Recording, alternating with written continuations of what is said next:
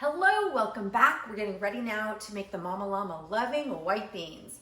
Love that title. Okay, so the veggies have been cut, not chopped up fine or anything. I'm just gonna pull them out when we're done and put them in the compost.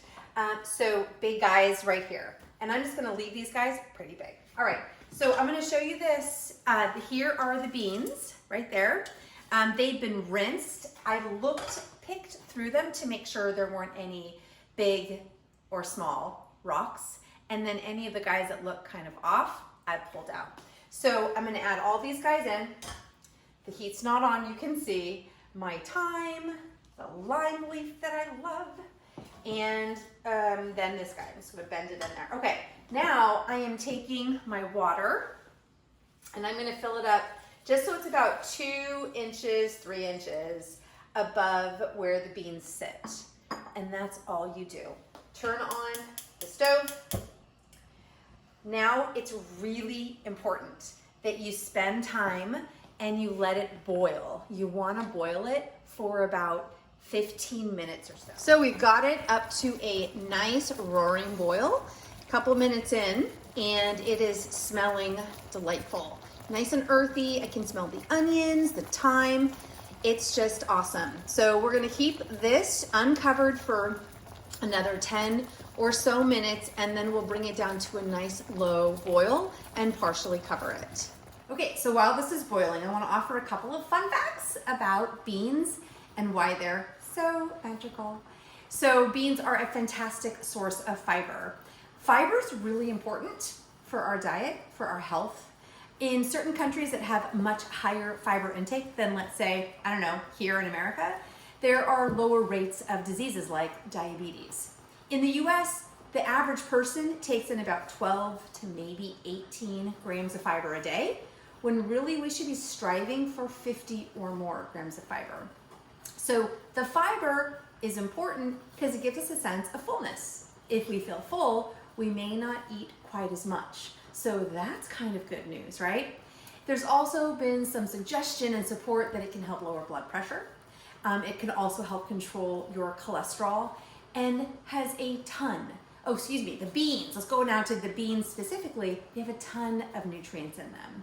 I have a blog post that is fully dedicated to the micronutrients that you'll find in beans. So please check it out. Okay, so you may have noticed that when you were cooking them, the beans were looking a little shriveled. And that's okay, don't panic, don't freak out, that's totally normal. But now as you look, the water level is getting a bit low. See how the beans are popping up outside the water? So now I am taking this and adding hot water to it. Why is that important? Because if you add cold water to it, apparently it can seize up the beans and make them less tender. That is something I learned, again, by trial and error, as well as searching out why the heck do my beans taste not very tender. So this is, I'm gonna add a little bit more because why not? And it's just gonna keep on now boiling up. And in about maybe 10 or 15 minutes, I'm actually lowering it down here. I have been boiling it for over 10 minutes, and I'm gonna cover that up just partially. Okay, see you back in a moment. Okay, another fun fact moment. So beans are a great source of protein. One of the best sources of protein that we have available to us, if you're a vegetarian or vegan. There are different amounts of protein depending on the bean or that you're eating. So soybeans tend to have the highest level of protein. Lentils are also way up there. White beans are pretty high. They're in the top 10. So we're gonna get a great amount of protein in this recipe today. Okay, so as this keeps on cooking, I'm gonna talk about how you can turn this one dish that is a very basic, simple, still delicious tasting dish into many. So it's the dish that just keeps on giving. So one, very simple, is you can add your favorite broth to the dish. So you're going to create a delicious broth as it is. You can add even more hot water, season with salt and pepper, or with your favorite bouillon, or add in whatever favorite broth you like to make or that you've stored away. So that's one. Make a simple soup out of it. So I would recommend taking a portion of the beans out, not all of them, and creating that simple soup. So that's one example. Second, I love Indian food because why? Love the flavors, and it has my favorite spice in many of the recipes, and that's turmeric. So one thing that I've done is I've taken a tiny amount of high heat cooking oil, like a coconut oil or an avocado oil, and add a little cumin seed and a little bit of this yellow mustard seed or brown mustard seed. Let it sizzle up until it starts kind of popping. And then you add two of my favorite spices, turmeric, about a teaspoon or so, however much you want, and then some paprika. Let that sizzle up, add in some black pepper. You can then pour the beans into that and let it just kind of absorb all of those delicious spices and those seeds. And then you can put that over a lemon rice, or you can put that over kale.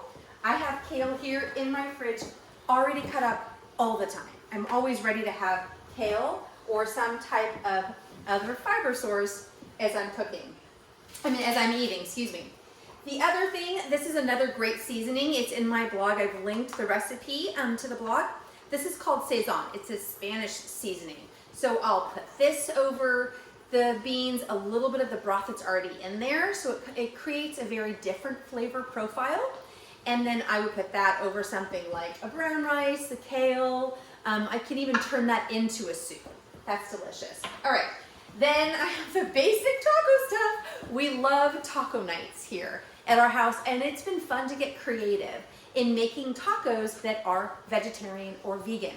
And I just find whatever seasoning that is on sale, or this one happened to be on the shelf at Costco the other day, so I will spice it up with this, mash it down a little bit so it becomes a little bit like a refried bean. The kids tend to love it, and if you add in a little smoked paprika, it tastes like you have bacon in there. So that's kind of fun.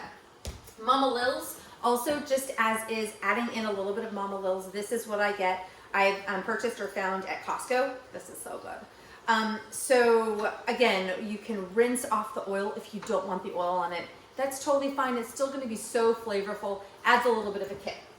And then I've done it, added the beans to spiralized. So spiralized zucchini, and then I've added, this is my favorite, marinara sauce. I always look when it's on sale.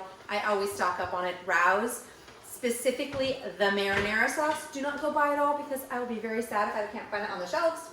So that, I'll add this to this and a little bit of beans. We've also put it over wild rice. We'll do a wild rice recipe. So amazing. Oh my goodness.